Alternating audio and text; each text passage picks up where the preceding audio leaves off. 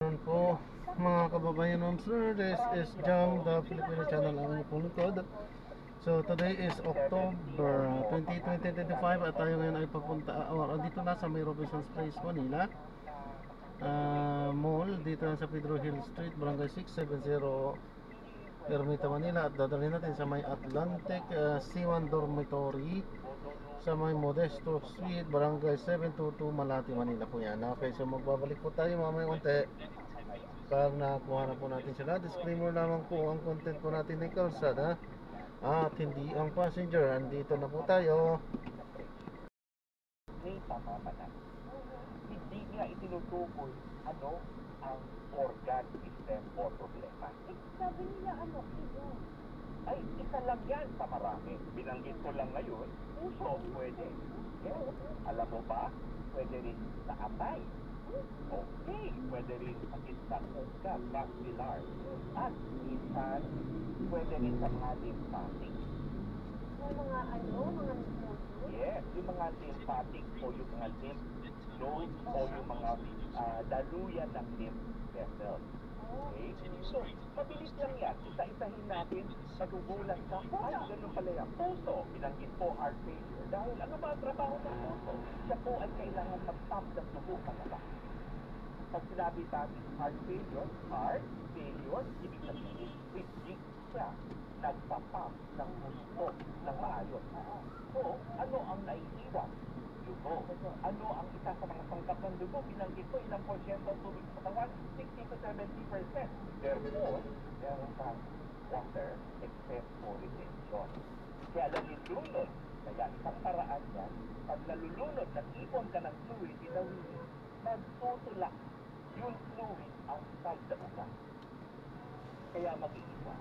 So, heart failure ay isa lamang yun. Alam nyo ba?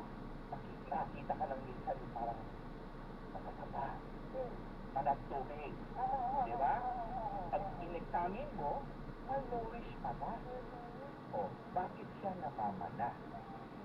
Dahil mababa ang protein. Pag mababa ang protein, ito naman ay mababa yung tinatawag natin oncotic pressure. So, ano ang epekto nito? So, hindi niya kaya ihila yung tubig pabalik. Okay? Kasi dapat equal ang tubig sa labang ng tubig. Equilibrium. Diba? Equal ba? So, kung mababa po ang pressure ng oncotic, ang trabaho niya dapat, siya ay maghihila ng tubig mula sa labang sa loob para balayin. Therefore, ang tubig ay nanatili sa labas. Okay. So, ito ay nangyayari sa mga taong malnourished, mga taong may sakit sa atay, mga taong may sakit sa bato o kidney. Pero pwede natin i-detalye yan mamaya paunti para isa-isahin natin. So, kanina, nag-usapan na. Hindi. Una, hydrostatic pressure. Hydro. Ibig sabihin, sumobra ako sa loob. Hindi ko mahilap. Ilabas ko. Tinulak ko sila palabas. Oo, tinutulak mo sa labas. Hindi kasi saka yung the way I understand it, tuloy-tuloy kasi ang sistema ng ating katawan. So, 24/7. yes. So, hindi ba nag-detect ng katawan natin? Nalitan niya. Kaya nga niya ginawa yun. Anak na pinapalabas niya. Kaya kami na. Hindi ba lulunod? Oo. So, Kaso, anong epekto nito sa katawan kung sabi naman ng kaya may maiistorbong ibang organ. Diba? Yung kapitbahay mo, maiipit. Kaya nagkakaroon ng sintomas. Kung sa paa ito, hinahirapan ka lumakad. Kaya iniimbestigahan yan. Yun sabi ko sa kayo, pag hypoprotein, mababa ang albumin, mababa ang nutrition. Eh dapat pumasok pa lang. Ang cycle lang yan eh. Ayaw siya mag-ibig. Sa paano ko rin ba? Madayon. Yes. May pasok siya ba? Diba? Yung ibang tao naman. Okay. Namamala. Oo. Kasi naiipit ng stress na malaki yung lymphatic. Hindi maibalik yung mga tubig sa binti, hita, paa, sabay para mag-circulate. May kaunting impedan, may pakaunting para Okay. Eh bakit sinasabi nila, itaas mo lang Eh yung kasi paa? nga, pag naitaas mo siya, by gravity, babalik siya. Nakakatulong yun. Pero pwede rin mag-ipit dahil sa mga sakit. Binanggit mo lymph node. Eh kung yung lymph node ay umipit sa isang ugat na gano'n, Oh. di parang meron siyang barrier. Di ba? Yung mga ano ba,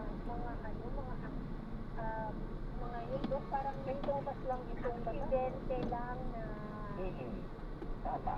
Hindi po siya sadyang magiging problema oo.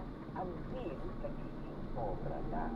Binanggit natin kanina yung puso, nakarinig ka ng congestive heart failure or heart failure. So yung heart hindi makitaw, hindi makapapam. Nalulunod ako. Kaya nagkakaroon ng fluid retention, manifestation, life. So just like the issue, ang dapat mong i-address para mawala yung naman na, eh yung totoo sakit. Yes. Ganon. Kasi, pag iba, sabihin natin hindi sigurado, magbibigay ka agad ng diuretic. Magtatanggal ng tubig sa katawan. Pero inalam mo ba, anong scientific? Paano malalaman? Pwede mag-check dahil sabihin natin yes, kita na. Tingnan natin kung meron siyang kapitan na symptoma. Binanggit ko nga congestive heart failure. Hindi ka makahinga. O pag humiga ng flat, dapat mataas ang ulan. O, paano yung pag-kidney na pa? May binanggit ka kanina, ba't yung ibang tao pagkagising parang sa nanamas mo pa? Parang Maga. Pwedeng ganun po ang kidney, yung tinatawag na nephrotic syndrome. Kasi ang pamamanas niya, hindi yan kagaya ng heart failure or routine na sa lower extremity, all over, generalized. Yes, kaya yun parang copy ang eyelids mo. oo. Okay?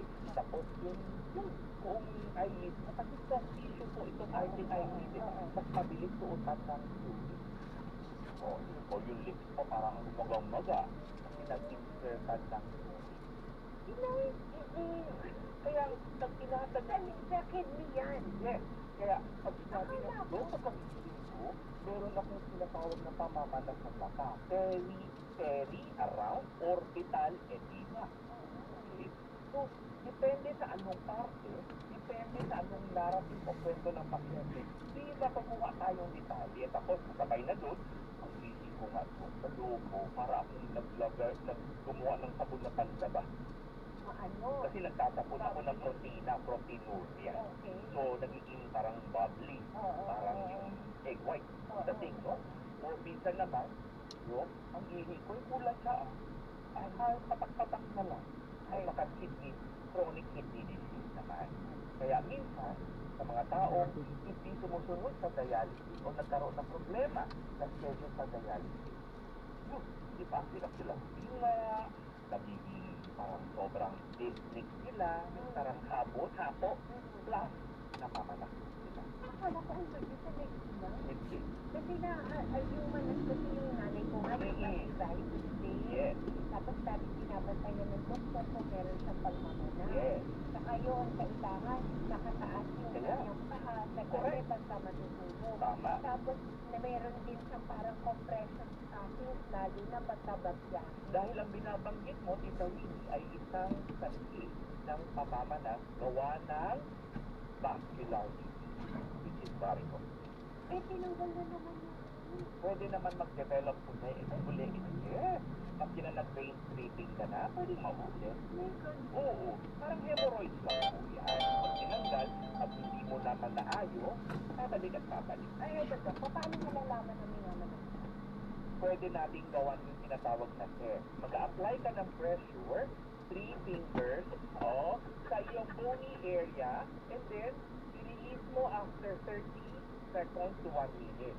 Tapos, pag ikita mo parang may sungka-sungka, yun lang, yung ng sungka, yun na yun, di manak na. May parang Indentation, parang una. Oo, pero walang sugat. Hindi ba dito, sa sako? Depende, sa may bony area. Any bony area apply Bakit mo. bony area? Dahil para meron kang resistance, parang parang humaharang. Dahil kung pumunta ka sa soft tissue, baka mamaya ma-express mo, hindi walang kalaban. So, hindi magkakaroon ng indentation. Bakit ano Dok, pagka nasa airplane, lumalaki pa? Dahil vascular yun, mas agad, mas pangit o hindi maayos ang circulation ng dugo. Lalo pa pag nakaupo ka, nasapa na ang cabin pressure, mataas ka pa away from land, so yung gravity, hinihila ka. So yun ang pinaka-ilalim, sino ang pinaka-dependent, ay di yung paa. That's why, pag tinanggal mo ang iyong suotan, ang paa o sapatos, pagka-landing na, bakit masikip? Yun na yun. Yan ang isang experiment na masasabi, nagkaroon ka ng fluid retention because of vascular. Pero dapat matatanggal siya or Yes. normalize siya after a few minutes. That's why you have to walk around. It's medyo long. Nakakita ka ng taong malakyan siya. Aside it. Yung tubig na nag-ipon sa loob ng bituka, di ba? Ang tubig ay nasa labas ng bituka. Oh, ascites yun. Tawag doon ascites. Ascites, acidic. Mga ano? Oh, isang klaseng fluid retention, isang klaseng manang. Di ba taba yun? Hindi. Ang taba, kasi pag pinagado mo, walang halo. Sa tubig yan meron ng puti. Yung tinatawag namin fluid wave. Halo dito, mararamdaman namin eh, parang tsunami sa kabila. May dagdagang. Kung taba yan, taluin mo dito, hanggang dito lang. Hindi po ikaw, hindi sa aalon, kanan sa kaliwa. Kasi yung tubig po, nag-apply tayo ng pressure, magpapagda sa kabila. Gawin ilalay ko. So, titingnan mo, hindi slide. Ang slide sa kasi taba, ang ibig ko. Kaya ang tubig na sa labas ng bituka. Oh, anong sakit ang pwede mag-mosquito? Sakit sa atay, cirrhosis. Kaya meron pong ganung klaseng manifestation. Kaya, Ay, matanda ang mga merong sakit sa atay. Malaki ang sila. yun po ay isang uring tama na. Isang uring abnormal fluid build up nasa loob ng abdominal cavity. Kaya, depende yan kung anong makikita mo sa anong lugar. Mabilis at malalaman natin ang siyempre tatanungin natin, ikaw ba'y malakas ng tubig, maalat kumain, meron ka bang history ng pag-iinom ng alak, nagkaroon ka ba ng chronic hepatitis B, hepatitis C, ito po yung mga pangkaraniwang sanhi, bakit nagkakaroon ng cirrhosis ang mga Pinoy? Yun. Siyempre, yung varicose, binanggit mo na. Baka binanggit natin yung tungkol sa lymphatic. So, itong pamamanas, makikita yan sa puso, sa bato, sa atay, pwede rin po sa ugat, vascular, lymphatic, enzyme, endocrine, yung hypothyroid. Kung halimbawa Dok, madami ka ng madami ka ng tubig, sino-control ka yung intake ng tubig? Kapag ikaw ay symptomatic o may nararamdaman, kagaya ng mga taong may renal failure or chronic kidney disease or heart failure, eh limita yan. 700 to 1 liter. Depende yan sa sitwasyon. Depende kung ikaw ba ay nakakaisi o hindi. Ikaw ba ay all-going, mababa o low. Meron bang required number of Yeah. Doon pala yun. Meron tayong Wala. sabihin natin, pakiramdam sa pantong natin. Umabot ito ng 350 ml. Ay, alam mo na, Tito Winnie, go na tayo. Yun. Kaya pag hindi po sapat ang tubig sa katawan mo, hindi maganda ang takbo ng bato mo.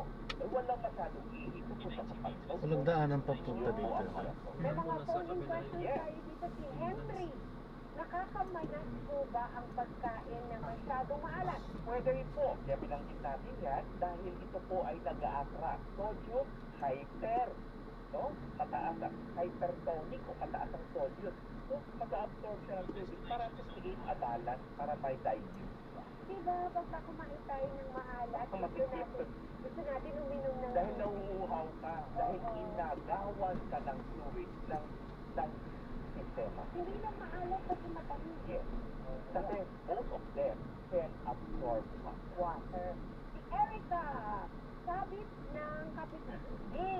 Sino kayo Sabi ng kapitbahay namin, normal lang naman daw ang banas, lalo na pag nasa 60 plus na. Totoo po ba ito? Normal ba yun? Hindi po totoo, kahit kailan, Ito na walang ba? normal na pamilya. Sige po.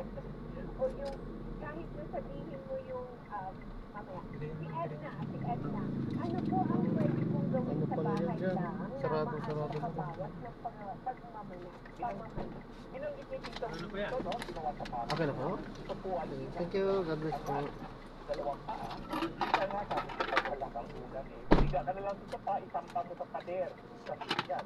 Ganun, para bumagsak ang level ng katawan.